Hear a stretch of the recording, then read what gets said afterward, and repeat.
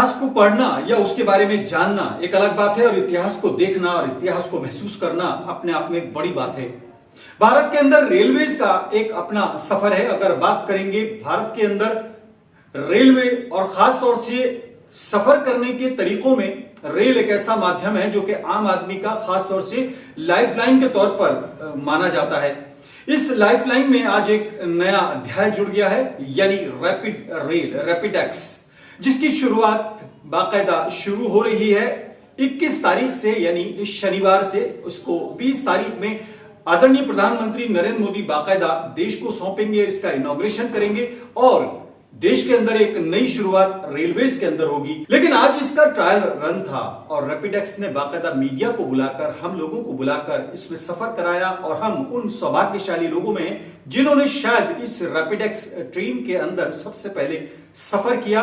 और साहिबाबाद से दोहाई तक हम लोगों ने 17 किलोमीटर का जो सफर है वो लगभग 130 और 35 किलोमीटर प्रति घंटा की रफ्तार से रैपिडेक्स ट्रेन के अंदर किया। यानी भारत के अंदर रेलवेज के इतिहास में जो आज का दिन दर्ज है, आज उसके हम जामिन हैं, उसके हम गवाह बने।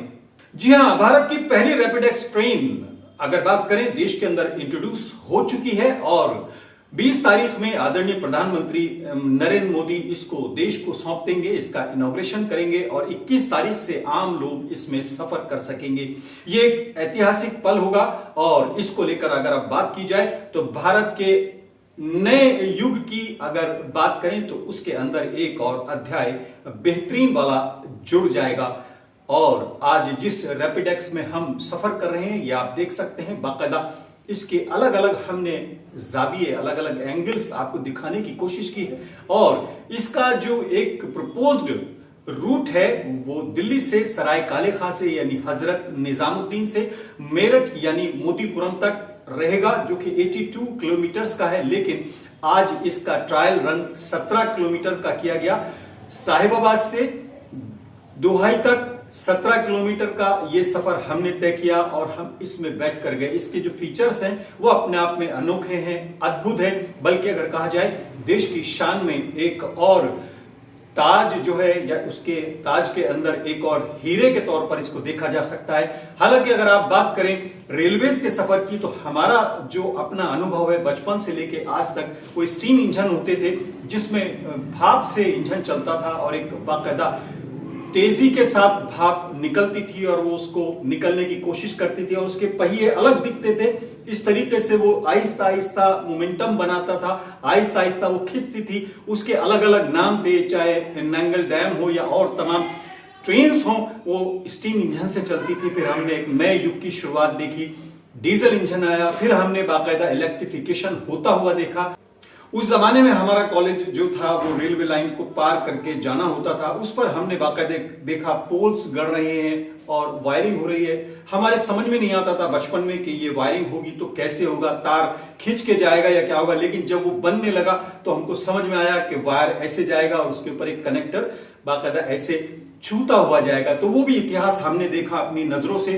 उसके बाद आपने देखा होगा कि EMUI यानी जिसे कहना चाहिए वो भी एक नया युग शुरू हुआ था। गाजियाबाद से दिल्ली में सर्कुलर ट्रेन चली, वो भी EMU थी। फिर DMUI जो कि डीजल से चलती थी। इसके अलावा अगर आप बात करेंगे बॉम्बे के अंदर भी EMU टाइप जो ट्रेन्स हैं वो वहां की लाइफलाइन है। लेकिन अगर आप बात करेंगे मेट्रो के आने के बाद लोगों की सोच में बदलाव आया और गाड़ियां छोड़कर, अपनी निजी गाड़ी छोड़कर लोगों को मेट्रो पसंद आने लगी। और मेट्रो के बाद अब पहली बार रैपिडेक्स ट्रेन आई है, बिल्कुल अत्याधुनिक है और एक लेटेस्ट जो वर्जन है ट्रेन्स का और जो रेलवेज का एक नया वर्जन आया है वो इंट्रोड्यूस किया जा चुका है। साहिबाबाद से दोहाई तक ये ट्रायल रन हुआ। और अगर आप बात करेंगे रैपिडेक्स के जो ऑफिसर्स हैं या उसमें जो लगे हुए लोग हैं, लगातार रात दिन उनकी मेहनत अब खास तौर से रंग लाई है और एक मूर्त रूप जिसे कहना चाहिए, एक सॉलिड जिसे कहना चाहिए, एक इमेज आपके सामने आई है, देश के सामने आई है। और ये हम आपको इसका सफर करके और इसके रूट्स को दिखा रहे हैं। अगर बात करेंगे सबसे ऊंचे स्टेशंस की तो देश के अंदर अगर सबसे ऊंचा कोई स्टेशन बना है तो गाजियाबाद के अंदर रैपिडेक्स ट्रेन का वो स्टेशन है जो कि नए बस स्टैंड पर यानी शहीद स्थल के पास बना है। वहां से हम लोग होकर गुजरे और तमाम जो रूट्स थे वो बड़े मनोरम थे, क्योंकि हाइट इसकी बहुत है और एक प्लेन के अंदर सफर करने जैसा अनुभव आपको लगेगा।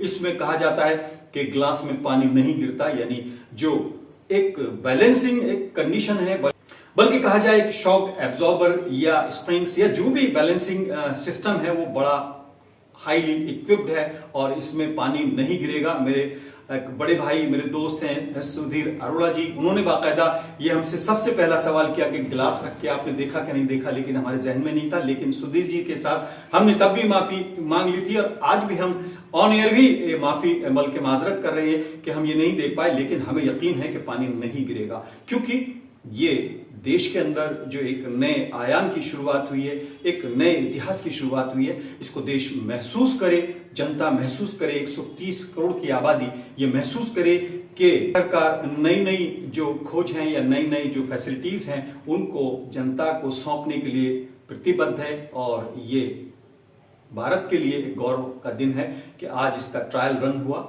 सफल ट्रायल रन हुआ। अब इस ट्रेन की कुछ खासियत आपको हम बता दें। ये हर 15 मिनट बाद सायोबाद से चलेगी, दुहाई तक पहुंचेगी और दुहाई से हर 15 मिनट बाद चलेगी और सायोबाद तक आएगी। और ये सुबह 6 बजे से लेकर रात के 11 बजे तक आपको सर्विस प्रोवाइड करेगी। और ये 17 किलोमीटर का जो डिस्टेंस है आपको पता भी नहीं चलेगा कि कब गाजियाबाद का जाम निकल गया और कब मेरठ रोड का जाम निकल गया, और आप मिनट्स के अंदर अपना ये 17 किलोमीटर का जो डिस्टेंस है वो कवर कर सकते हैं। आपका वक्त बचेगा और आप दुआ कीजिए कि ये अगले फेज में जल्दी ही निजामुद्दीन हजरत निजामुद्दीन से लेकर मोदीपुरम तक आपका 82 किलोमीटर्स का जो डिस्टेंस है उसको पूरा करने के लिए आए, क्योंकि इसके बारे में एज्यूम किया जाता है 40 से 45 मिनट में आपको वहां से यहां तक का सफर पूरा करा देगी। बहरहाल इसमें कई ऐसे फीचर्स हैं जो शायद पहली बार आए हैं। सबसे बड़ी बात यह है कि इसमें एंट्री के वक्त में ऐसे डोर्स लगे हुए हैं जिसमें मेटल डिटेक्टर लगे हुए हैं और आर्टिफिशियल इंटेलिजेंस का इसमें इस्तेमाल किया गया है ताकि सिक्योरिटी जो है डबल एक तरह से हो और लोगों की सुरक्षा का खास तौर से ध्यान रखा गया है। सबसे बड़ी बात यह है कि यूपी गवर्नमेंट ने यूपी के अंदर अगर बात करें स्पेशल एसटीएफ जो है उसको लगाया, यूपी स्पेशल एसटीएफ है, यूपी एसएसएफ को लगाया है फोर्स को, और दिल्ली के अंदर जहां से गुजरेगी उसमें सीआईएसएफ लगेगी, सेंट्रल इंडस्ट्रियल फोर्स जो है सिक्योरिटी फोर्स जो है वो लगेगी। यानी सिक्योरिटी को लेकर कहीं कोई समझौता नहीं है। उसके अलावा गाजियाबाद और मेरठ तक जो है यूपी पुलिस खास तौर से पुलिस स्टेशंस जो है प्रोवाइड करेगी। हर स्टेशन पर विशेष तौर पर यूपी पुलिस सुरक्षा के इंतजाम भी रखेगी, चौकियां बनाई जाएंगी। और इसके अलावा अगर आप बात करेंगे तो इसमें हर तरह की फैसिलिटी कुछ नए तरह से आपको दी गई है। इसके अलावा इसमें जो कोचेज हैं वो 6 कोच होंगे और उसमें एक कोच प्रीमियम होगा और बाकी 5 जो है स्टैंडर्ड होंगे। इन 5 में एक कोच जो है वो महिलाओं के लिए आरक्षित होगा और अलग अलग कोचेज में भी महिलाओं के लिए सीट्स आरक्षित होंगी। जैसे कि मेट्रो में आपने देखा होगा कि दिव्यांग लोगों के लिए और सीनियर सिटीजन्स के लिए बिल्कुल इसी तरीके से, लेकिन मेट्रो से ये बहुत अलग है। अगर आप बात करेंगे इसके सीटिंग अरेंजमेंट्स जो हैं वो बहुत जबरदस्त हैं। यानी आप फ्रंट रो में बैठते हैं, जैसे मेट्रो में आप लंबाई में बैठते हैं, अनकंफर्टेबल सा कभी कभी लोग महसूस करते हैं, लेकिन इसमें फ्रंट में है। इसके अलावा वो कवर्ड है और जो प्रीमियम वाला जो कोच है उसमें कुशंस लगे हुए हैं। और अगर आप बात करेंगे इसकी स्पीड की तो स्क्रीन पर लगातार स्पीड आती रहेगी कि अब कितनी स्पीड है और अनाउंसमेंट का भी सिस्टम है। इसके अलावा सबसे बड़ी बात ये होगी इसमें चार्जिंग का भी, मोबाइल चार्जिंग का, लगेज रखने का और इसके अलावा व्हील चेयर इसमें प्रोवाइड की गई, स्ट्रेचर्स भी हैं इसमें। अगर फर्स्ट एड की बात करें तो मेडिकल फैसिलिटीज भी हैं, फर्स्ट एड बॉक्स भी यहाँ पर आपको उपलब्ध रहेगा। साथ ही जो महिलाओं का जो वॉशरूम रहेगा उसमें बच्चों का डायपर बदलने का चेंजिंग रूम भी रहेगा और इसके अलावा वहां पर आपको वॉशरूम की और पानी की भी फैसिलिटी दी जाएगी। ये तमाम वो चीजें हैं जो शायद आधुनिक दौर के रेलवे का एक तरह से एग्जाम्पल होगा और इसको आपको महसूस करना होगा। यानी भारत के अंदर स्टीम इंजन से लेकर डीजल इंजन से लेकर और फिर इलेक्ट्रिक इंजन से लेकर और फिर ईएमयू और मेट्रो से लेकर अब रैपिडेक्स आपकी सेवा के लिए सरकार ने मुहैया कराई है ताकि जनता अपने सफर को सुगम कर सके, क्योंकि ट्रैफिक और ये तमाम चीजें रोजमर्रा के चैलेंजेस में हैं। और अब रैपिडेक्स आपके लिए हाजिर है। और ये 6 कोच का जो एक ट्रेन होगी, इसमें लगभग 1700 सवारियों की कैपेसिटी होगी। और जो स्टैंडर्ड कोच है उसमें 72 सीट हैं, प्रीमियम कोच में 62 सीट्स हैं। इसके अलावा अगर आप बात करेंगे तो ये आधुनिक सुरक्षा व्यवस्था, आधुनिक तमाम वो चीजें, और खास तौर से जो वहां से देखने का नजारा है वो भी बड़ा खास रहता है। और रैपिडेक्स ने खास तौर से कई ऐसी चीजें ली हैं जो कि आप बैठ के ही, यानी सिर्फ बैठ के उसको सफर करके ही एंजॉय कर सकते हैं। इंतजार खत्म हो चुका है, 21 तारीख से आप टिकट खरीदें और सफर करें। टिकट की भी बात कर लेते हैं। जो प्रीमियम कोच है उसमें मिनिमम 40 रुपीज है और मैक्सिमम 100 रुपीज का टिकट है, यानी 40 रुपए से लेकर 100 रुपए तक का टिकट रहेगा। मिनिमम दूरी के लिए मिनिमम जो चार्जेस हैं वो 40 रुपए हैं और मैक्सिमम 100 रुपए।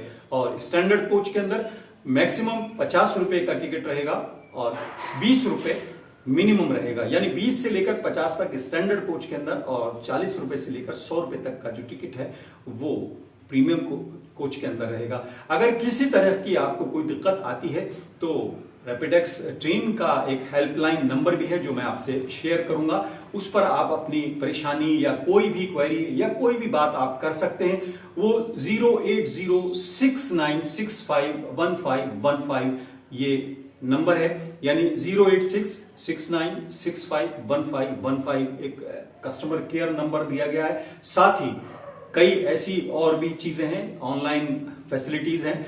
आप अपने खोया पाया के लिए भी वहां पर कह सकते हैं, 24 घंटे के अंदर आप उसको वापस ले सकते हैं। आप कंप्लेंट दर्ज करा सकते हैं सुबह 8 बजे से लेकर शाम के 8 बजे तक, ये भी काउंटर रहेगा। और कई अच्छी चीजें रैपिडेक्स में आपको देखने को मिलेंगी। जब आप जाएंगे तो यकीनन आप धन्यवाद करेंगे अपनी किस्मत का, अपने देश की सरकार का और खास तौर से उन लोगों का जो ये फैसिलिटी आप तक लेकर आ रहे हैं। बहरहाल बहुत जल्दी, यानी अब से कुछ घंटों के बाद आदरणीय प्रधानमंत्री महोदय गाजियाबाद आएंगे। साहिबाबाद में वो आकर 20 तारीख में इसको इनॉग्रेट करेंगे और 21 तारीख से आप QR कोड से टिकट लेकर UPI से या ऑनलाइन किसी भी तरीके से या काउंटर से भी आप ले सकते हैं। और जो हेल्प डेस्क हैं वो भी बहुत अच्छी बनाई गई है, स्पेशियस हैं और तमाम चीजें बहुत अच्छी हैं। आप एंजॉय कीजिएगा। और आज फिलहाल इतना ही। अपने मेजबान आजाद खालिद को इजाजत दें। जय हिंद।